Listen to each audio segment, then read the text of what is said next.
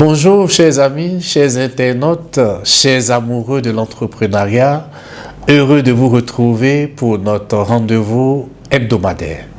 J'espère que vous allez bien et que vous avez passé une très bonne semaine.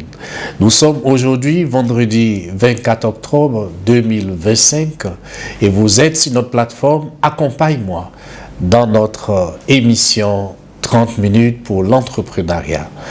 Nous continuons avec notre thème principal, la place de la discipline dans l'entrepreneuriat. Au cours des 2 semaines écoulées, nous vous avons entretenu sur la constance. Aujourd'hui, nous commençons un nouveau sous-thème que nous intitulons l'autodiscipline et la maîtrise de soi en entrepreneuriat, les fondations de l'efficacité et de la performance durable.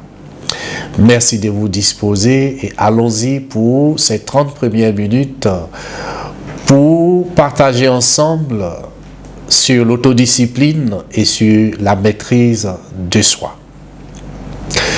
Vous savez, nous vous l'avons déjà dit, l'aventure entrepreneuriale est souvent présentée sous un jour glamour. On parle de liberté, on parle d'innovation, on parle d'impact. Mais soyons réalistes, chers entrepreneurs et futurs entrepreneurs, c'est avant tout un parcours exigeant. Un parcours semé d'incertitudes, de solitude et de tentation, de procrastination. En entrepreneuriat, l'incertitude est la norme et l'autorité externe est absente. Vous savez, un entrepreneur, il n'a pas de patron, il n'a pas de responsable hiérarchique. Si son entreprise prend de la forme, grandit, il pourra avoir des collaborateurs, des collaboratrices. Eux seront salariés et collaborateurs, eux seront sous la supervision de l'entrepreneur, mais l'entrepreneur, lui, il n'a pas d'autorité externe pour le contrôler. Et donc la réussite ne va pas dépendre seulement de l'idée brillante qu'il a ou de la forte motivation initiale qu'il a eue au départ, mais ce serait surtout de la capacité de l'entrepreneur à pouvoir se gouverner lui-même. La distinction donc entre ceux qui réussissent et ceux qui abandonnent ne tient pas seulement à une idée brillante ou à des fonds illimités. Elle repose fondamentalement sur la capacité pour l'entrepreneur à pouvoir se gouverner soi-même. Dans la sphère entrepreneuriale, l'entrepreneur est son propre patron. Il est son propre chef de projet. Il est son propre comptable, il est son propre moteur. Et c'est ce que nous allons essayer de décortiquer au cours de ces 2-3 semaines en parlant donc d'autodiscipline ou de discipline personnelle et de la maîtrise de soi. Cette liberté immense, elle est à double tranchant. Sans la structure et la supervision d'un employeur, les piliers de la performance de l'entrepreneur deviennent donc, comme je l'ai dit, l'autodiscipline et la maîtrise de soi. L'autodiscipline qui n'est rien d'autre que le pont entre les objectifs que vous vous fixez et leur réalisation. C'est donc la capacité à faire ce qui doit être fait, même lorsque vous n'en avez pas envie. Et la maîtrise de soi, qui est donc le bouclier qui vous protège des distractions, des réactions impulsives face au stress, face à l'échec, et qui vous permet donc de prendre des décisions alignées avec votre vision à long terme, alignées avec vos valeurs. L'autodiscipline et la maîtrise de soi ne sont donc pas de simples qualités personnelles, mais ce sont des compétences fondamentales d'autorégulation qui vont déterminer la viabilité et la pérennité d'une entreprise, d'un projet ou d'un business. Alors, la maîtrise de soi agit comme un frein psychologique, permettant donc à l'entrepreneur de réguler donc ses émotions qui sont la peur, l'anxiété, la colère, la tristesse et d'inhiber les impulsions coûteuses telles que par exemple des décisions hâtives, la gratification immédiate, surtout en situation de crise. Quant à l'autodiscipline, elle agit comme un accélérateur constant. Elle est la force donc d'appliquer une volonté soutenue pour se forcer à suivre donc des routines de travail rigoureuses et à exécuter les tâches difficiles jour après jour, même lorsque la motivation initiale a disparu. Durant donc cette formation, nous allons tenter de définir et expliquer les deux concepts, c'est-à-dire autodiscipline et maîtrise de soi. Nous allons explorer donc des stratégies concrètes et des techniques psychologiques éprouvées, non seulement pour développer ces qualités, mais pour les intégrer durablement dans notre quotidien entrepreneurial. L'étude donc de l'autodiscipline et de la maîtrise de soi en entrepreneuriat vise donc à comprendre comment l'entrepreneur peut transformer l'énergie et la vision en résultats concrets et cohérents en faisant de son propre comportement le premier facteur de réussite de son projet. Allons à la définition de la maîtrise de soi.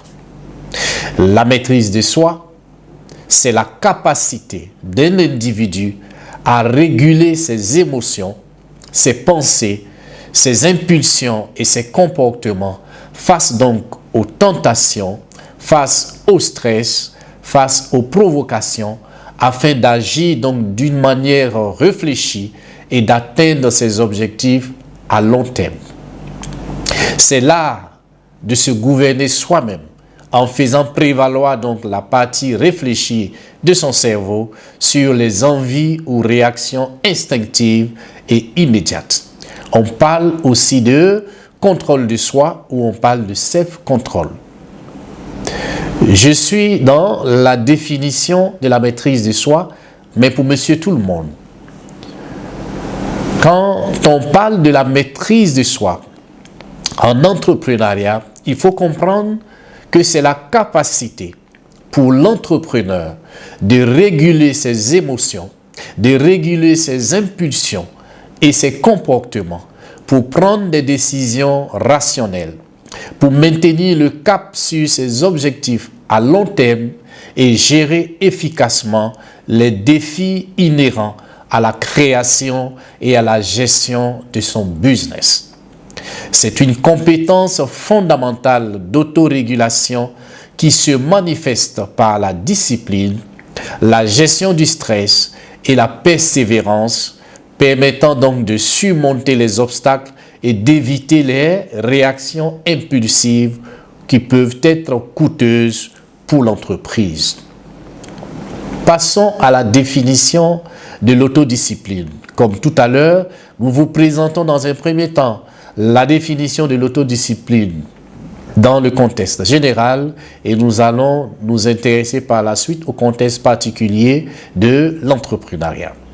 Nous disons que l'autodiscipline est la capacité pour un individu à s'imposer volontairement un ensemble de règles, de routines, de comportements ou d'habitudes pour rester concentré sur l'atteinte des objectifs à long terme, même en l'absence de motivation immédiate ou sous l'effet de distraction. C'est une forme donc de discipline personnelle que l'on exerce sur soi-même sans intervention ni contrainte extérieure. Voyons la définition de l'autodiscipline en entrepreneuriat.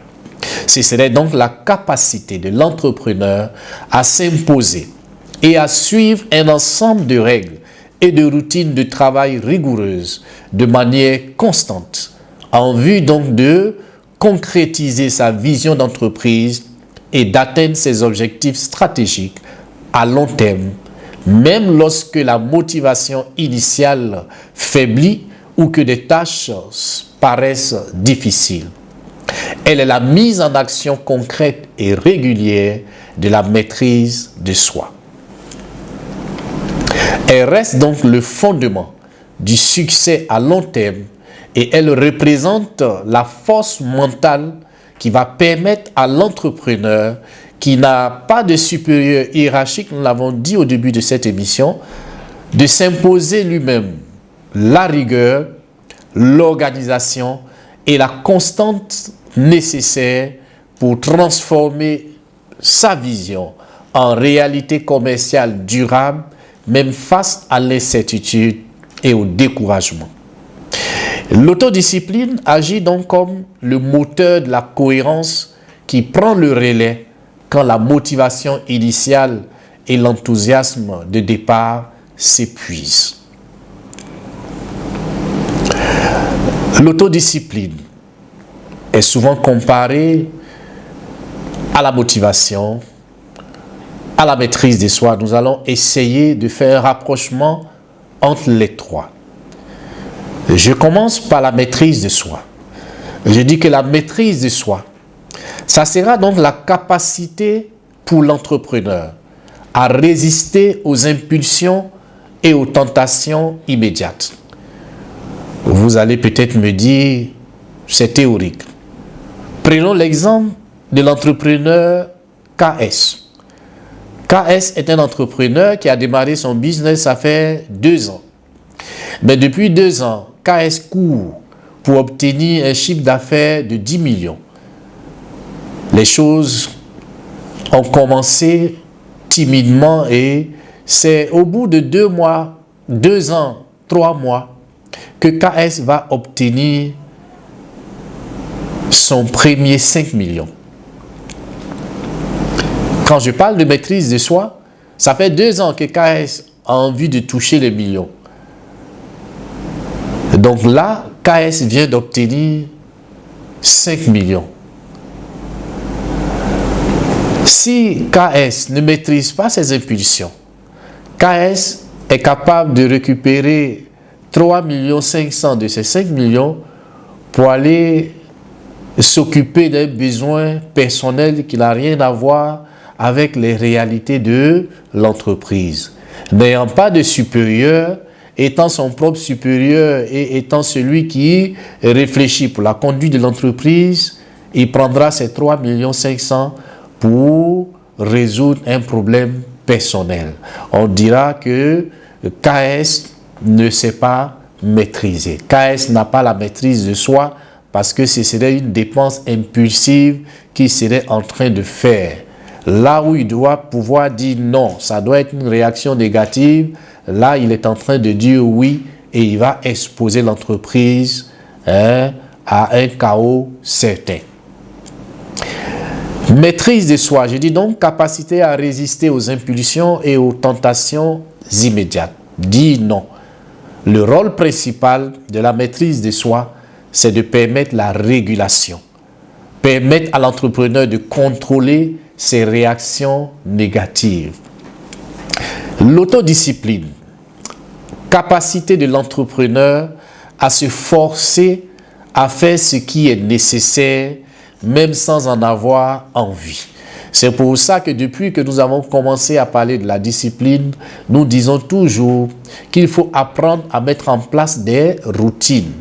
Chaque matin à 8h30, je dois être au bureau. Et quand je suis au bureau, la première des choses à faire, c'est de revisiter ma liste des tâches quotidiennes. Et donc ça, je dois pouvoir m'efforcer chaque matin à respecter cela. Ces 2 tâches-là doivent être des tâches obligatoires pour moi. Chaque jour, je dois arriver au bureau à 8h30 et quand j'arrive, la première des choses à faire, c'est d'ouvrir mon agenda, ressortir les tâches à faire de la journée et me mettre tout de suite à la première tâche prioritaire. Donc, autodiscipline pour l'entrepreneur, sa capacité à se forcer à faire ce qui est nécessaire, même sans en avoir envie. Dire oui à l'effort. Le rôle principal, c'est de lui permettre donc d'être en action. Maintenir l'effort constant pour atteindre le but. maintenir l'effort constant pour continuer à cheminer vers l'objectif à long terme. Or, nous avons dit au cours des lives précédents que la motivation, elle était l'élan initial ou le désir d'agir pour obtenir un résultat. J'ai donné cet exemple. Je veux créer une entreprise, c'est ma volonté de départ, c'est mon rêve au départ. Ce rêve-là va me challenger, va me pousser, c'est la motivation de départ. Mais ce n'est pas elle qui va me permettre de mettre effectivement en place l'entreprise et de la conduire et de la développer. Donc, la motivation a donc un rôle déclencheur. Elle nous donne l'envie de commencer. J'ai dit donc que si la motivation donne à l'entrepreneur l'envie de commencer à courir, la maîtrise de soi va l'empêcher à s'arrêter en cours de route pour manger une pâtisserie par exemple. Quant à l'autodiscipline, elle est ce qui va le pousser à enfiler ses chaussures et à sortir courir même quand il pleut, même quand il est fatigué. Parce que l'autodiscipline, c'est le pilier de la régularité et de la persévérance. Voyons de plus près la maîtrise de soi et l'autodiscipline, puisque c'est nos deux compétences du jour. Nous disons que ces deux compétences sont étroitement liées, certainement, mais elles jouent des rôles distincts dans le succès entrepreneurial. La maîtrise de soi, je le répète encore, c'est résister à une impulsion négative, résister à l'inhibition. Par exemple, un client vous envoie un mail et il vous dit qu'il n'a pas été satisfait, par exemple, de ce qu'il a reçu comme produit. Ça ne répond pas exactement à la commande qu'il a passée. Deux possibilités s'offrent à vous. Soit vous êtes en colère contre votre collaborateur qui s'est certainement occupé du client, ou encore vous allez en vouloir au client de la façon dont il vous parle dans le mail. C'est une possibilité. La maîtrise de soi voudrait que vous preniez tout votre sang-froid, votre calme, que vous réfléchissiez pendant presque 24 heures, vous vous donnez une journée pour réfléchir à la situation, pour voir dans quelle manière vous allez l'aborder pour ne pas perdre votre client. Quant à l'autodiscipline, nous disons que c'est agir de manière constante, même sans en avoir envie. J'ai pris l'exemple de la visitation de l'agenda chaque matin quand j'arrive au bureau. Pour vous, ça peut être autre chose. Tout dépend de votre canal d'évolution. Il faut donc se forcer, par exemple, à rédiger un plan d'affaires chaque matin à 8 heures, même si c'est ennuyeux. Si c'est ce que exigent vos attentes à la fin du mois ou vos attentes à la fin de l'année, ça veut dire qu'il faut s'organiser. Et c'est pour ça qu'on parle de routine. Donc l'autodiscipline, c'est toujours la mise en place de petites routines qui vont vous permettre petit à petit de marcher et de gravir les échelons pour aller vers les objectifs que vous vous fixez. Je dis donc que la maîtrise de soi crée ce que j'appelle l'espace mental pour prendre la bonne décision. Tandis que l'autodiscipline va vous assurer la régularité de l'exécution de cette décision. Donc, avec la maîtrise de soi, vous allez pouvoir garder votre calme, vous allez pouvoir prendre toujours du recul face aux prises de décision. Et une fois que les décisions sont prises, l'applicabilité fera intervenir ce que j'appelle l'autodiscipline, qui va vous demander une certaine régularité dans la mise en œuvre.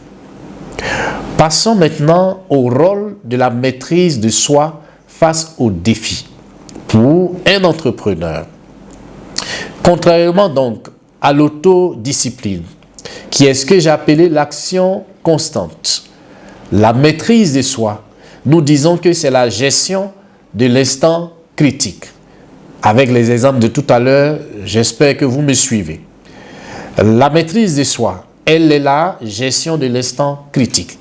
Elle va s'appliquer principalement dans les situations de forte charge émotionnelle ou de forte charge cognitive. La charge émotionnelle, c'est un peu le prix à payer pour assurer donc le confort émotionnel de l'environnement et ou pour gérer l'intensité émotionnelle liée à vos responsabilités ou liée aux responsabilités de l'entrepreneur. Quand je parle de charge cognitive, c'est la quantité totale de ressources mentales et d'efforts mobilisés par la mémoire de travail d'un individu pour traiter, organiser et stocker des informations lors de la réalisation d'une tâche. Premier rôle, c'est la gestion du stress et de la peur. Donc, un entrepreneur qui apprend à marcher en s'imposant la maîtrise de soi ou en développant la maîtrise de soi, la première des choses auxquelles il sera appelé à faire face, c'est la gestion du stress et de la peur. Nous le redisons encore, l'entrepreneuriat est par nature incertain. Ça veut dire que ce soit au niveau du financement, que ce soit au niveau des marchés, l'échec peut pointer le nez à tout moment. Et donc la maîtrise de soi va rester le bouclier psychologique. Premièrement, la maîtrise de soi va aider l'entrepreneur à réduire l'anxiété. Elle va permettre à l'entrepreneur de garder son calme face par exemple à un manque de trésorerie, face par exemple à un revers commercial majeur comme l'exemple de tout à l'heure, ou dans une situation de crise. Client clé par exemple qui décide de quitter l'entreprise parce que insatisfait. Donc à côté de la réduction de l'anxiété, la maîtrise de soi va permettre aussi à l'entrepreneur de contrôler ses réactions excessives. Et ça, c'est une des facettes assez importantes. Elle va éviter les réactions de panique.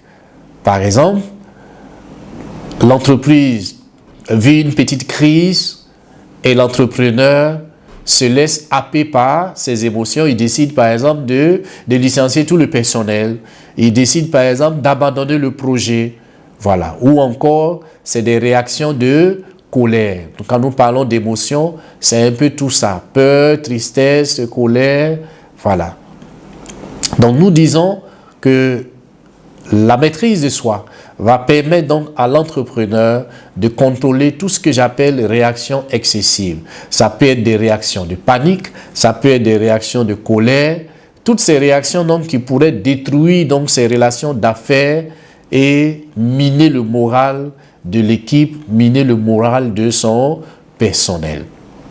La maîtrise de soi aussi permet à l'entrepreneur de rester focus sur le processus.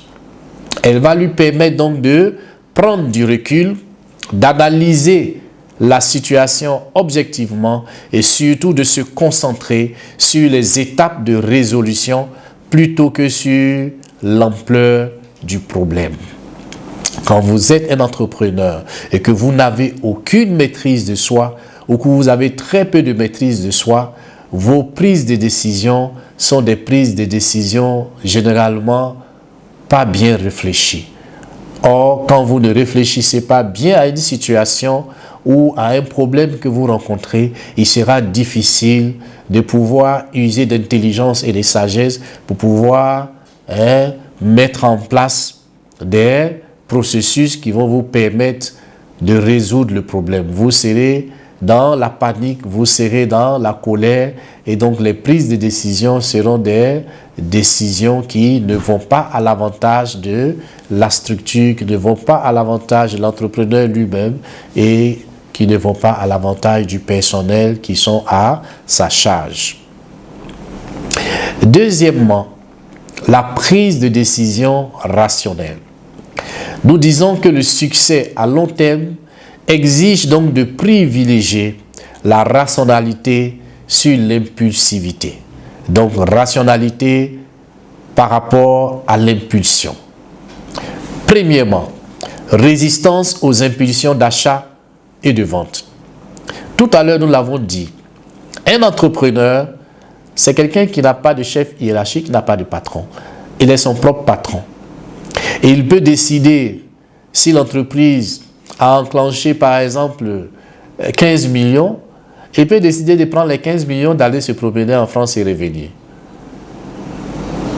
Ce type de décision, c'est ce que nous appelons des impulsions d'achat, des impulsions de vente. La résistance donc aux impulsions d'achat et de vente vont permettre à l'entrepreneur de résister à toute tentation d'achat, par exemple, de matériel inutile, juste par enthousiasme initial, ou de vendre l'entreprise prématurément par découragement passager. Secondo, l'entrepreneur pourra éviter ce que j'appelle l'over-optimisme ou pessimisme. C'est-à-dire que la maîtrise de soi va aider l'entrepreneur à filtrer ses biais cognitifs. Un entrepreneur discipliné ne devient pas arrogant après un petit succès. Voilà. C'est parce que un entrepreneur qui n'a pas la maîtrise de soi, c'est l'arrogance au premier billet de banque qui hante et croit que l'affaire est arrivée à son top niveau. Or, peut-être que quelques jours juste après, voilà, d'autres réalités vont se présenter à lui. Et l'entreprise risque de s'effondrer. C'est pour cela que nous disons qu'un entrepreneur discipliné, voilà, doit s'arranger pour éviter l'arrogance après un petit succès. Donc, nous parlons de résistance aux impulsions d'achat et de vente. Nous parlons d'éviter l'over-optimisme ou le pessimisme. Nous parlons également d'évaluation objective. L'entrepreneur doit s'assurer que les choix stratégiques sont basés sur l'analyse et la logique plutôt que sur des biais personnels, des espoirs irréalistes ou la panique. Et quatrièmement, je parle de persévérance. Un entrepreneur doit faire preuve de la force de volonté nécessaire pour continuer à avancer malgré les difficultés, en restant aligné sur la vision initiale de l'entreprise.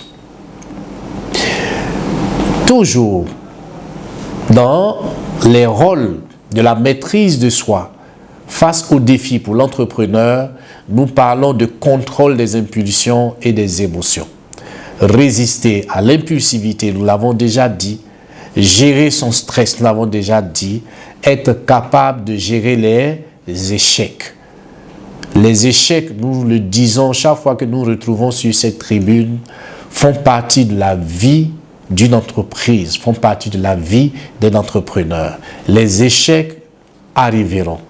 Quand l'échec arrive, il faut pouvoir mettre en place des plans d'action pour soit la contourner, soit passer au-delà, mais ne pas freiner la vie de l'entreprise ou ne pas enterrer l'entreprise juste parce qu'on fait face à un échec ou on fait face à une première difficulté.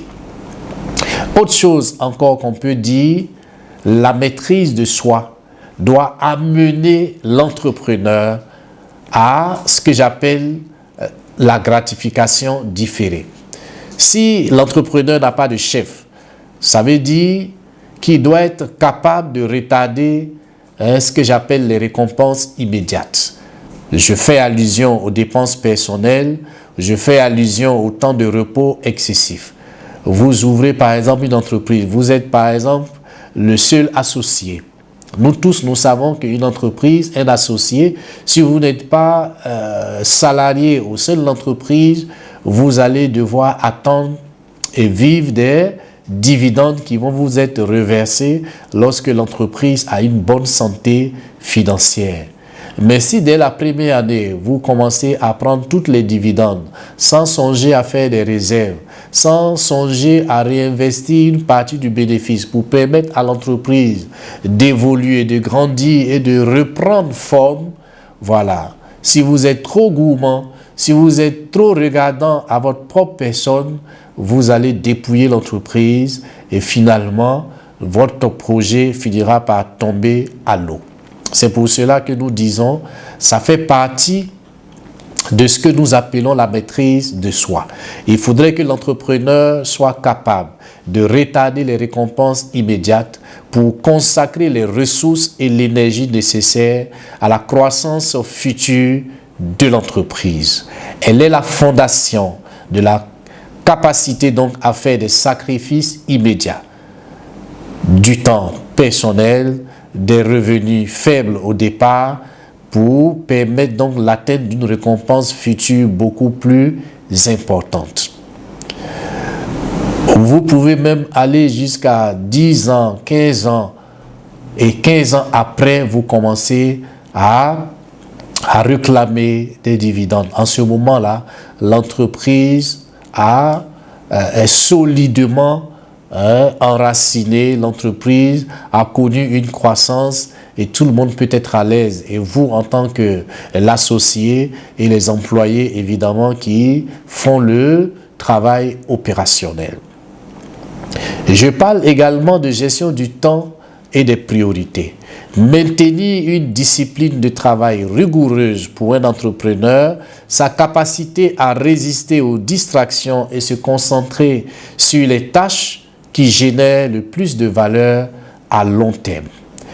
Retenons donc au thème de notre exposé que le rôle de la maîtrise de soi pour l'entrepreneur face aux défis va lui permettre donc de gérer son stress, de gérer la peur, lui permet donc de faire des prises de décision rationnelles et lui permettre également de contrôler des impulsions et ses émotions et surtout la discipline et la concentration.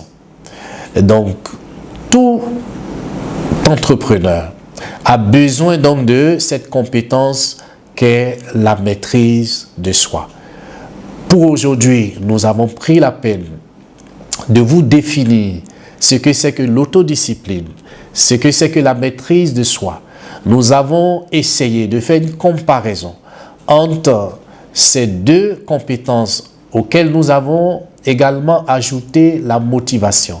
Nous avons terminé en vous donnant tout ce que la maîtrise de soi peut aider l'entrepreneur à faire, surtout dans les défis qu'il peut rencontrer au sein ou dans la gestion quotidienne de son business. La semaine prochaine, nous allons continuer sur notre sous-thème. Nous allons encore vous délivrer davantage d'astuces pour vous permettre de cultiver ces valeurs, de cultiver ces compétences. On n'a pas forcément besoin d'être entrepreneur pour cultiver la maîtrise de soi ou pour rechercher la maîtrise de soi. On n'a pas besoin forcément d'être un entrepreneur. L'autodiscipline est à la portée de tous et l'autodiscipline est indispensable pour tous. Merci de nous avoir suivis pour ce jour. Nous vous disons merci pour avoir été là et je reviens encore là-dessus. Je dis que nous mettons à votre disposition des outils pratiques pour surmonter les obstacles quotidiens et favoriser votre développement personnel durable. Des thématiques telles que la peur, la maîtrise de soi, la patience, la gestion des émotions, la gestion du stress, nous les abordons sur nos plateformes. Nous travaillons chaque jour à vous proposer donc des capsules améliorées en développement personnel. Et au-delà des capsules, nous vous proposons également nos différents programmes d'accompagnement. Nous vous proposons des coachings individuels pour entrepreneurs, des coachings groupés pour entrepreneurs, des solutions pour des coachings d'équipe et pour des coachings scolaires. Merci de visiter nos sites et ce serait avec plaisir pour toute personne qui a besoin d'un accompagnement particulier. Nous restons disponibles pour vous accompagner. Très bon après-midi à vous et à très bientôt. À la semaine prochaine, même heure, même fidélité.